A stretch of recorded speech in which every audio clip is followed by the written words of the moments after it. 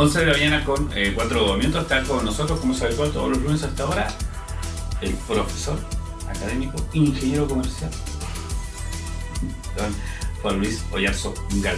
Hola Daniel, pues qué frío mañana nos tocó ir. ¿Frío? ¿Está frío fuera? Lo que pasa es que yo llegué 5 a las 8 de la mañana y no he salido a la calle. No, es que aquí el estudio está. Sí, pero está frío. Está un poquito, sí, está como fresquito, pero el solcito es como que ayuda. Invierno, ¿no? Claro, ese sol del invierno que es rico.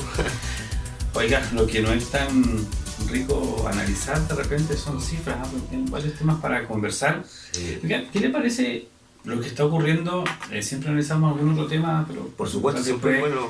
Pero ¿no deja llamar la atención que tengamos las góndolas de los supermercados vacías? Porque Sí. se derrumbó parte de un cerro en un sector del país por donde pasan los camiones que trasladan los alimentos a Magallanes. Sí, en particular ese derrumbe ocurre cerca de Primera Angostura, entre Primera Angostura Claro, Cardenal Zamoré, el paso Cardenal Zamoré. Cardenal Zamoré, antes del paso, si no me equivoco. Sí. Terrible, porque eso muestra nuestra dependencia en materias logísticas que están relacionadas con un aspecto tan importante como la alimentación. Hace un tiempo atrás nosotros conversábamos sobre nuestra dependencia en el aspecto de las comunicaciones, ¿recuerdas? Que nosotros somos muy dependientes, la privacidad de las comunicaciones, que de cierta manera eso se está solucionando a través de la fibra óptica, pero resulta que ahora este derrumbe muestra nuestra clara dependencia con respecto a la alimentación, que es un aspecto tan claro, de tal manera que ese aspecto que nosotros observamos en las góndolas de los supermercados, en distintos sectores, se vuelve complicado también para la familia. Pues. Así es. Oiga, Juan Luis, Sí. estaba mirando ahí, usted siempre trae algo que tiene... Yo siempre traigo algo... Estaba mirando lo que sea el titular, ¿ah? Sí. Desempleo en el Gran Santiago llega a mayor nivel en 3 años. Hacienda lo atribuye a Inmigrantes. inmigrantes. Esto sale en la tercera. En la tercera. Pulso. Pero a ver, yo escuchaba a una persona que hablaba, un chileno, trabajador, de los que a los que le hicieron cuña, que decía, a ver, trabajo hay. Lo que pasa es que los chilenos estamos mal acostumbrados, que si no trabajamos lo que realmente queremos, no trabajamos.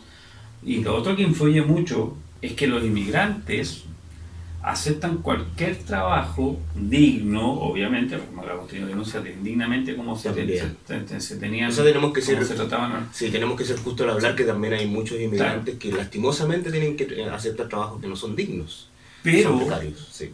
pero es para ahí dejar descubierto también lo que nosotros no hacemos, que es valorar nuestra plata. No puede ser que por un sueldo mínimo se pueda mantener una familia y mantener solo acá en Chile una persona colombiana, por ejemplo. Porque le envía plata a su país. Sí. Claro, hay que señalar que en Santiago es más barato un arriendo, y toda una pieza es mucho más barata y todo aquello, pero vale casi 3 veces más la plata chilena. Allá en Colombia, por supuesto, en por el tipo de Venezuela. cambio, por Claro, la entonces, eventualidad. Sí. Es ahí donde nace también, claro, también tienen la visión, que es entendible porque todo empresario siempre quiere ganar más, Sí. de contratar personas por el sueldo mínimo, que necesitan el trabajo, que necesitan poder estar autorizados para estar en el país, y contratan inmigrantes. Sí. Bueno, nuestro país es muy atractivo, ¿eh? Sí, desde sí, el claro. punto de vista de, por lo menos lo que refleja hacia afuera, porque otra cosa es que el concepto de la desigualdad salarial y la desigualdad de rentas que existe a nivel local. Pero nuestro país es muy atractivo.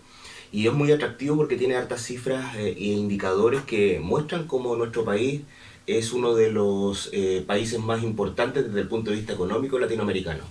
Se menciona que nosotros, y eso es lo que estaba buscando aquí dentro de algunos listados, según el Fondo Monetario Internacional, imagínate cuando nosotros hablamos de Producto Interno Bruto per cápita, es el promedio.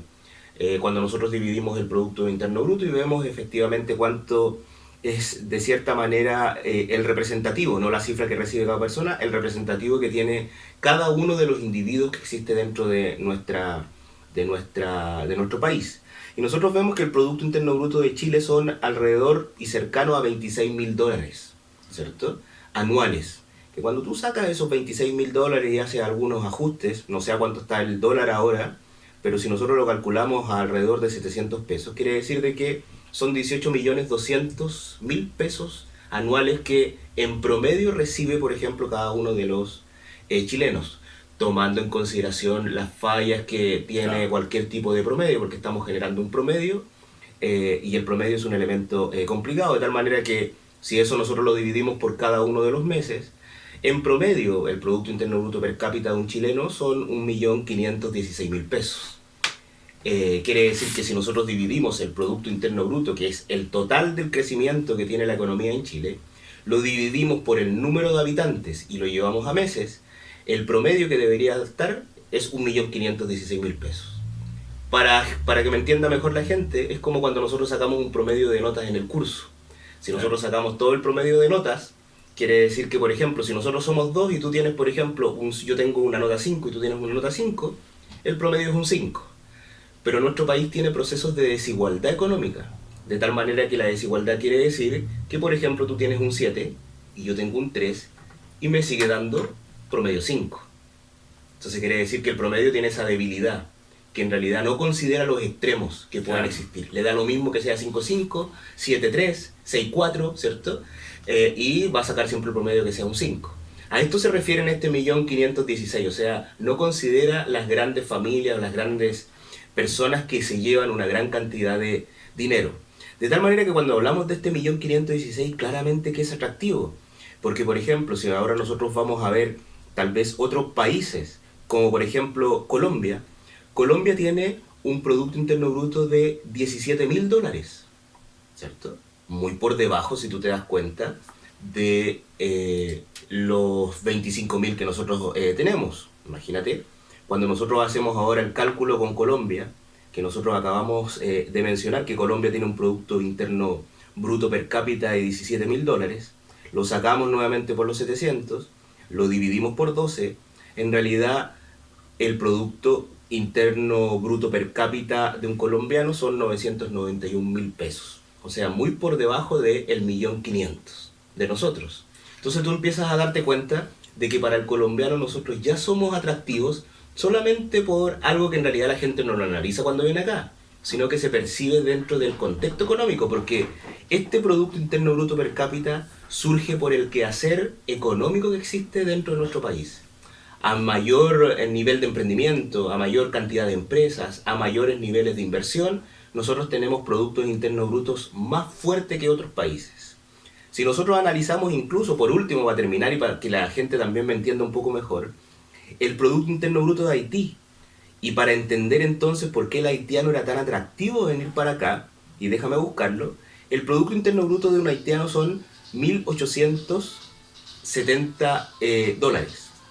Si tú sacas, por ejemplo, ese Producto Interno Bruto, 1.870, lo multiplicamos nuevamente por los mismos 700.000, lo dividimos por 12, el haitiano solamente desde el punto de vista mensual llega a los 109.000 pesos mensuales.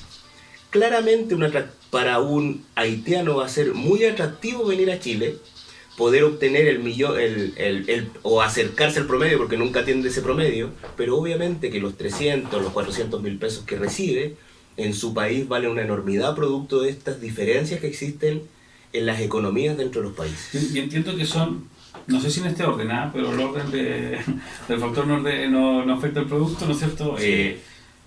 Entiendo que son colombianos, venezolanos y haitianos los que mayor cantidad de residentes tienen en Chile. No, la mayor cantidad de residentes son la comunidad peruana. Bueno, perdón. Sí, había faltado. Dentro de los cuatro, esos creo que son, sí, creo que son los sí, cuatro. Son los cuatro. El haitiano bajó rotundamente por el cambio que hubo en los elementos de migración. Hay que recordar que el gobierno del presidente actual antes permitía que el haitiano llegase al aeropuerto, y en el aeropuerto se generaba el proceso de internalización a nuestro país, como turista, que era lo general. Lo que ocurría era que en ocasiones el haitiano se quedaba, ¿cierto? Más allá de los 3 meses que te permite esa visa de turista. Pero sin embargo ahora se dice que se corrió la embajada, ¿cierto? De tal manera que los trámites el haitiano lo tiene que realizar en Puerto Príncipe, en su país. Entonces quiere decir que antes lo realizaba aquí y venía con el avión y llegaba acá. Ahora no, tiene que, antes de venir acá y poder comprar un pasaje para poder internalizarse dentro de nuestro país, tiene que hacer los trámites en el propio consulado, en la propia embajada de Chile en Haití. Por eso nosotros hemos visto como han bajado el ingreso de haitianos.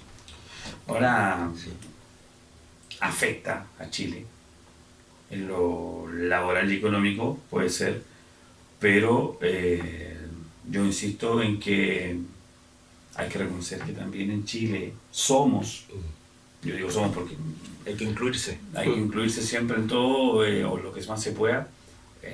Somos exquisitos y de alguna cierta manera flojos. Sí. En el sentido de, no flojos de querer dormir, sino que de buscar trabajo, ya si encuentro hoy día bien, si no, ya buscaré mañana. A eso me refiero, o sea, que tampoco se busca con ganas. Sí. Ahora, esta noticia, porque yo traje esta noticia sobre el desempleo, porque es un aspecto que en realidad ha dado vuelta como un fantasma alrededor de toda la nación. No sé si te das cuenta el concepto de lo que significa el desempleo y cómo en realidad el desempleo ha pasado a una tasa histórica en Santiago, un 8,4, genera, por ejemplo, algunas respuestas por parte del gobierno. Esa respuesta nos lleva a hablar lo que nosotros estamos hablando ahora. En realidad, Hacienda le atribuye a los inmigrantes el proceso del desempleo y los incrementos que existen en el desempleo dentro de nuestro país. Pero no existe efectivamente una relación o un estudio que muestre cómo efectivamente tal vez el inmigrante está generando o está influyendo dentro de ese nivel de desempleo. ¿A qué es lo que voy con esto? Que igual es muy fácil por parte del gobierno indicar que la responsabilidad es a un inmigrante. Y eso se vuelve también un poco injusto. Porque en realidad cuando nosotros generamos ese aspecto, estamos generando, no sé si te das cuenta, Daniel, un proceso de discriminación. Porque ¿qué es lo que va a hacer ahora el chileno cuando ve a un inmigrante y con este constante diálogo que posee el gobierno? Es que la culpa es de los inmigrantes porque en realidad, de cierta manera, ellos están respaldando que nos vienen a quitar el empleo y esa situación no está demostrado, ni siquiera las cifras muestran que es cierto. Porque lo que nosotros vemos, lo que tú estás hablando, Daniel, de que en realidad el inmigrante llega a ocupar empleos, trabajos, oficios, que en realidad el chileno no quiere realizar. De tal manera que nosotros estamos viendo que están atendiendo los restaurantes, que están trabajando en algunos elementos de mano de obra relacionados con la construcción. Vemos que en realidad están realizando labores y actividades que en ocasiones el chileno ya no quiere realizar porque el chileno ha tenido un buen crecimiento desde el punto de vista económico. Y eso involucra que opta a otro tipo de trabajo. Y hay que señalar también de que las ganas con las que se trabaja, acá estamos hablando de que queremos también cambiar incluso, ¿no es cierto?, la cantidad de horas, pero hay países donde trabaja, cosas que uno está de acuerdo, sí. Pero hay países donde se trabaja mucho menos horas, sí. Y se trabaja y son mucho más desarrollados que nosotros. Sí. De hecho, Alemania trabaja y Noruega trabaja alrededor de 1000 horas menos que nosotros. O sea, es enormemente, y el Producto Interno Bruto es mucho más potente que el nuestro. O sea, estamos hablando de que en realidad no se garantizan los niveles de productividad versus efectivamente la cantidad de horas de trabajo, no hay una correlación directa.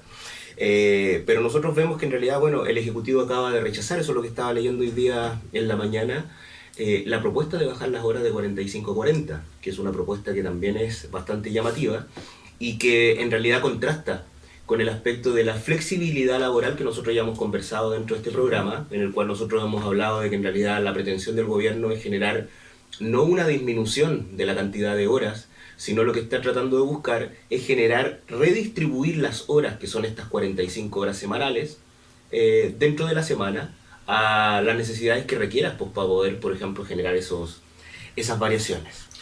Ahora, económicamente, esto no afecta al país, yo creo que todo lo contrario.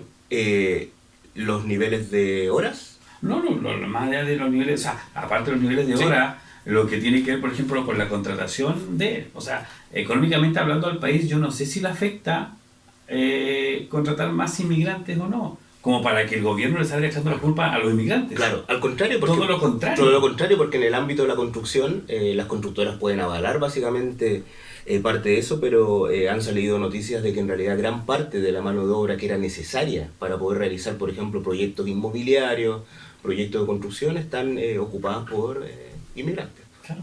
Entonces, o sea, se vuelven necesarios. Claro, pasa. Nos falta mano de obra. Claro, y de hecho, sí, la mayoría de las empresas constructoras lo que más necesitan son jornales. Claro. Y ellos vienen dispuestos a trabajar de jornales, por ejemplo, en una construcción. Sí. Entonces, se crea eso de...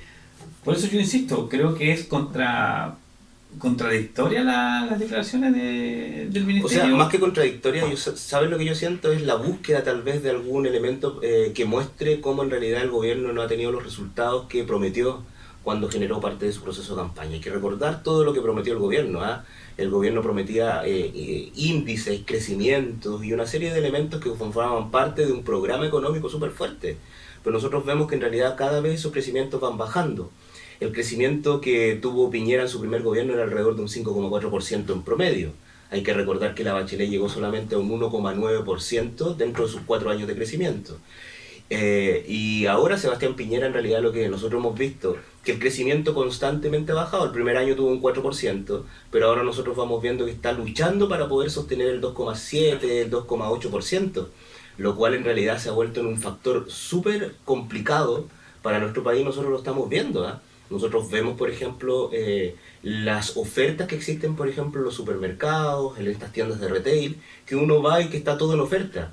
Y eso se debe a la poca rotación, al poco dinamismo que tiene la economía, tanto a nivel regional como a nivel nacional.